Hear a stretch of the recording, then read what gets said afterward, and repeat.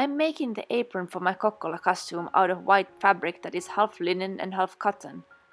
The first thing to do is to straighten the lower edge of the fabric. I do this by drawing a thread and cutting along it. According to an expert I consulted, my original apron was a bit too narrow besides being too short after me letting out the hem of the dress. Thus, I couldn't use the bit of lace that came with the original apron. I decided to replace the lace with drawn thread embroidery with a bit similar pattern to the lace in the original apron. I had never done drawn thread embroidery, but I had a good book that explained the technique. Here is a little practice piece I made. One fun thing about drawn thread work is that it can be done at the same time when hemming the edge, and that is what I decided to try. First, I measure the hem and mark the correct position for my drawn thread work. I must leave some room to be able to finish the edges later.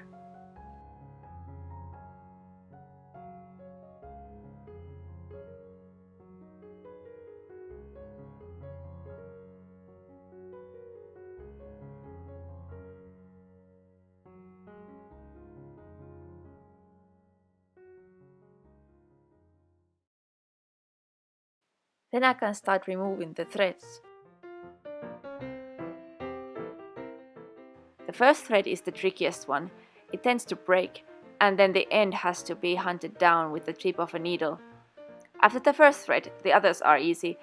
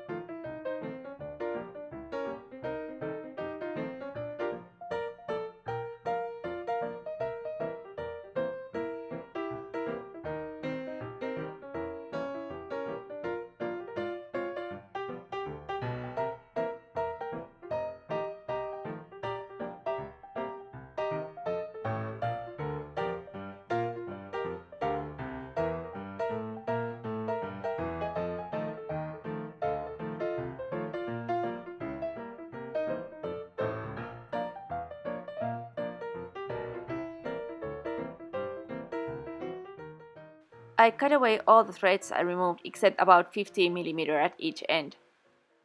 For the embroidery, I'm using thin cotton crochet thread that I inherited from my grandmother decades ago. It was just perfect for this job.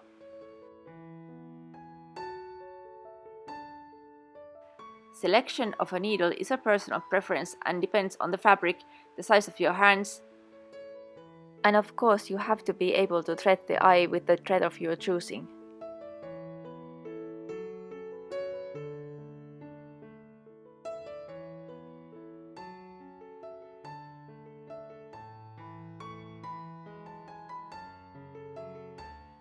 I have already basted the hemfold to help with the embroidery.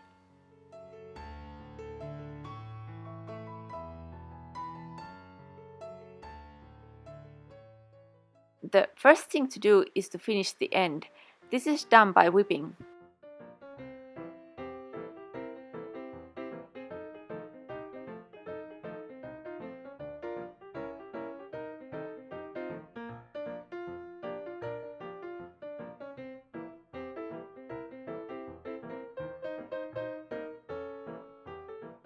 Drawn thread embroidery is usually done from the wrong side, especially if you want to finish your hem at the same time.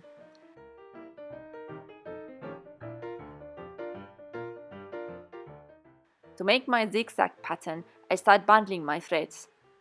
First, I make half a bundle and then start the tedious work of bundling the threads into groups of 8. Yes, it would have been easier to choose 4 or 6. It has to be even number though. But that put up only looked nice if my pattern was narrow.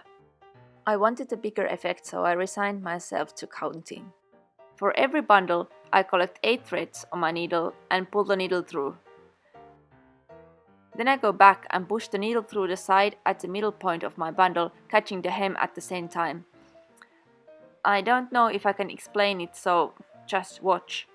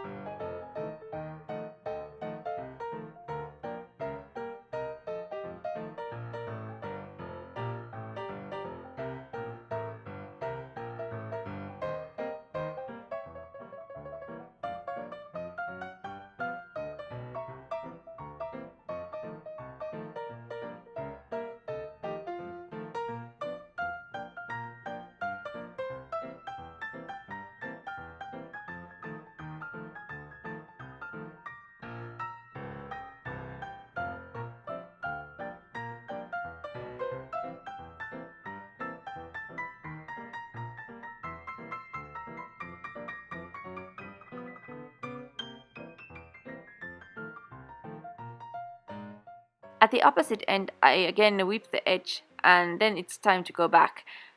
To make the zigzag, I now collect 4 threads from one bundle and 4 threads from the next one and bundle these 8 threads together. The second edge is much faster to do as my threads are already grouped and there's less counting involved.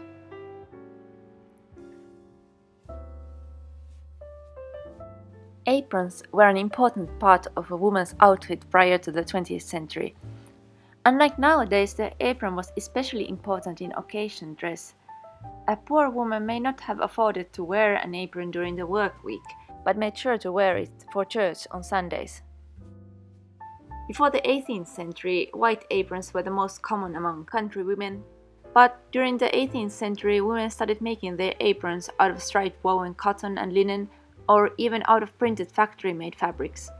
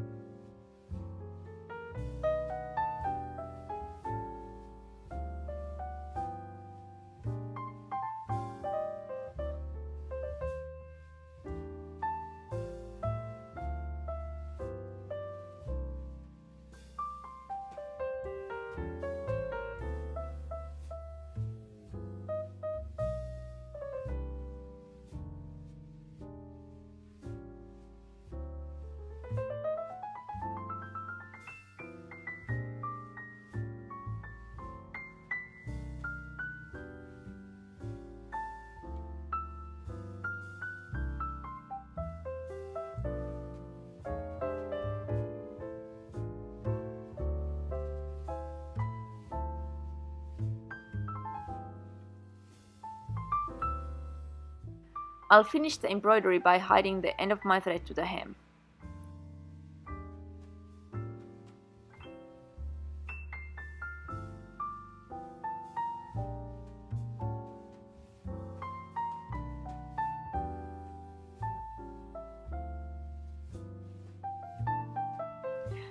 Only now I'm straightening and cutting the sides of the apron.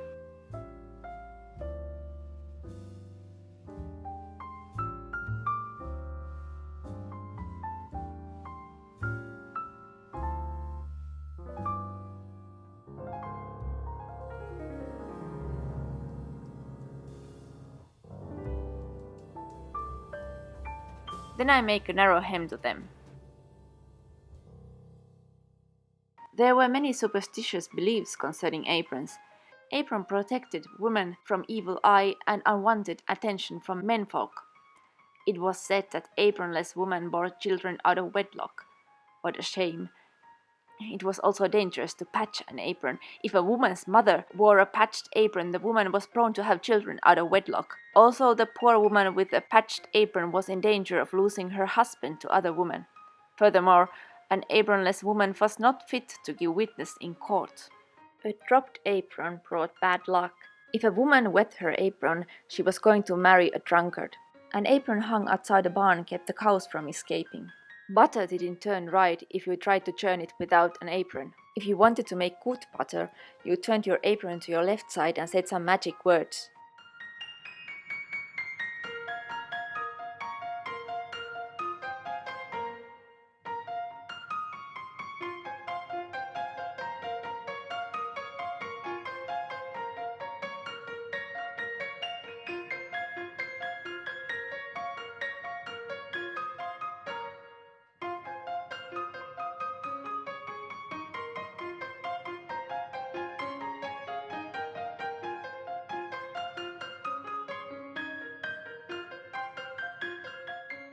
I gather the top edge of the apron with 2 rows of running stitches and then sew the gathered edge to the waistband.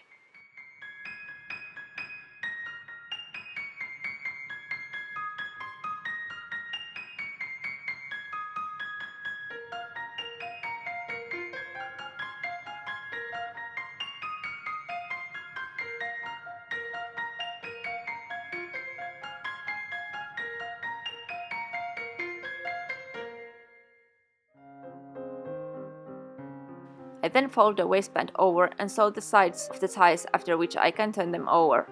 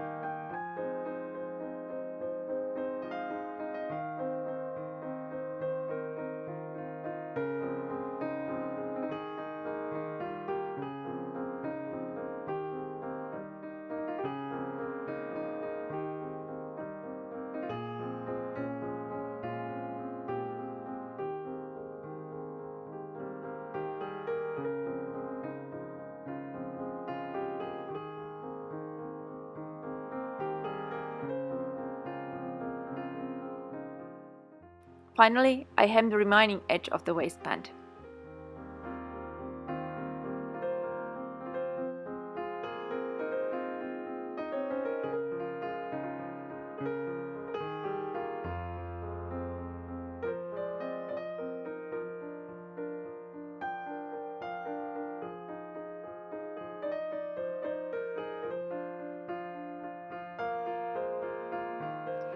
I really like how this apron turned out, and it gave me a good chance to learn new embroidery technique. The next video you will see how I made the shirt for this costume. Thank you for watching, and please give this video a thumbs up and subscribe to my channel. See you later. Bye!